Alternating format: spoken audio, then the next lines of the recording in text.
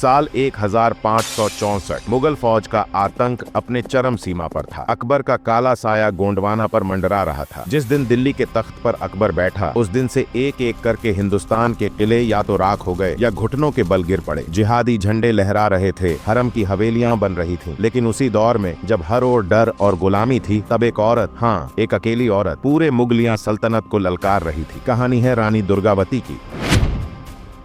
5 अक्टूबर 1224 को राजा शालिवाहन के घर में एक पुत्री का जन्म हुआ। नाम रखा गया दुर्गावती। राजा शालिवाहन ने दुर्गावती को हथियार चलाना, घोड़े दौड़ाना, तीर चलाना और जंग की चालें समझना सब कुछ सिखाया। 18 साल की उम्र में उनका विवाह दलपत शाह से हुआ। 1550 में चंदेल वंश की इस वीरांगना ने मात्र 23 वर्ष की आयु में पति दलपत शाह की मृत्यु के बाद अपने बेटे वीर नारायण के साथ गोंडवाना की हुकूमत संभाली। रानी ने अब अपना ध्यान प्रजा की भलाई पर लगाया। उन्होंने टैक्स सिस्टम सुधारा, सिंचाई की योजनाएं शुरू की और अपनी प्रजा के सुख के लिए जगह जगह तालाब खुदवाए, धर्मशालाएं और मंदिर बनवाए। उनकी इसी बहादुरी और कुशल प्रशासन ने उन्हें मध्य भारत की प्रेरणादायक शासिका बना दिया। लेकिन उस समय गोंडवाना से सैकड़ों मील दूर आगरा में विस्तार की आग धधक रही थी। अकबर ने उत्तर भारत का अधिकांश हिस्सा अपने अधीन कर लिया था।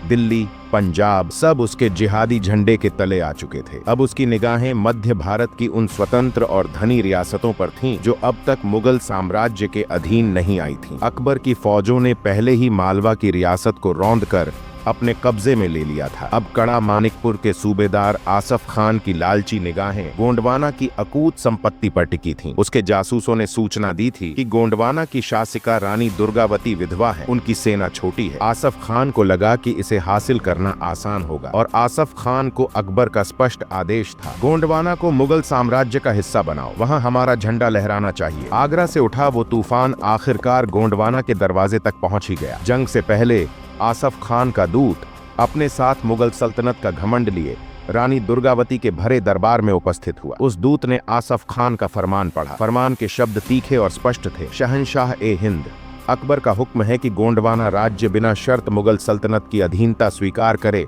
या फिर युद्ध के विनाश के लिए तैयार रहे। रानी के वृद्ध महामंत्री, जो हमेशा से ही शांति के पक्षधर थे, उन्होंने हाथ जोड़कर कहा, रानी यह आत्महत्या होगी। मुगल सेना एक सागर है और हम एक नदी के समान भी नहीं। प्रजा के प्राणों की रक्षा करना भी तो राजधर्म है। अधीनता स्वीकार करने में ही समझदारी है। कई और दरबारियों ने भी डर के मारे महामंत्री की बात का समर्थन किया। रानी ने कहा, महामंत्री आप जिसे जीवन कह रहे हैं वह गुलामी है, अपमान है, और मैं आपको बता दूं, अपमानजनक जीवन से सम्मानजनक मृत्यु कहीं बेहतर है। हमारी धमनियों में हमारे महान पूर्वजों का क्षत्रिय रक्त बहता है, जो झुकना नहीं कटना जानता है। गोंडवाना की धरती पर कदम रखने वाला कोई भी दुश्मन जीवित नहीं लौटेगा, उसकी कब्र यहीं बनेगी। रानी के आखिरी शब्द के साथ पूरा दरबार हर हर महादेव के जयघोष से गूंज उठा। मुगल दूत इस अप्रत्याशित एकता और साहस को देखकर सन्न रह गया। रानी दुर्गावती ने एक क्षण भी व्यर्थ नहीं किया। युद्ध का निर्णय लेने के तुरंत बाद वह अपने सेनापतियों के साथ युद्ध कक्ष में मौजूद थी। उन्होंने अपने सेनापतियों से कहा, मुगल सेना संख्या में हमसे कई गुना बड़ी है। हम उन्हें खुले मैदान में हराकर अपनी शक्ति व्यर्थ नहीं करेंगे। हमारी असली ताकत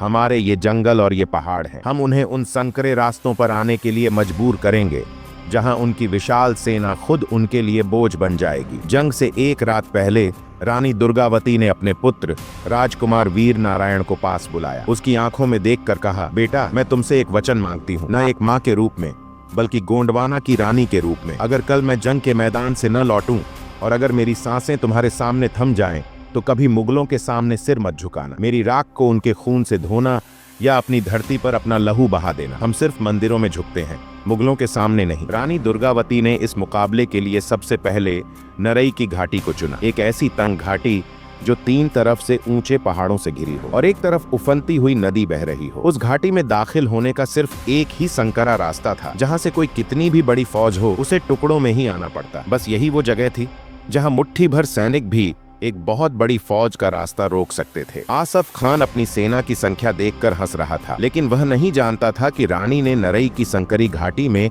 ऐसा चक्रव्यूह तैयार किया था जिससे निकलना उसकी सेना के लिए असंभव था। जैसे ही मुगल सेना उस घने जंगलों वाली घाटी में घुसी, रानी दुर्गावती का विजय शंखनाद गूंजा और फिर जो हुआ उसकी कल्पना आसफ खान ने सपने में भी नहीं की थी।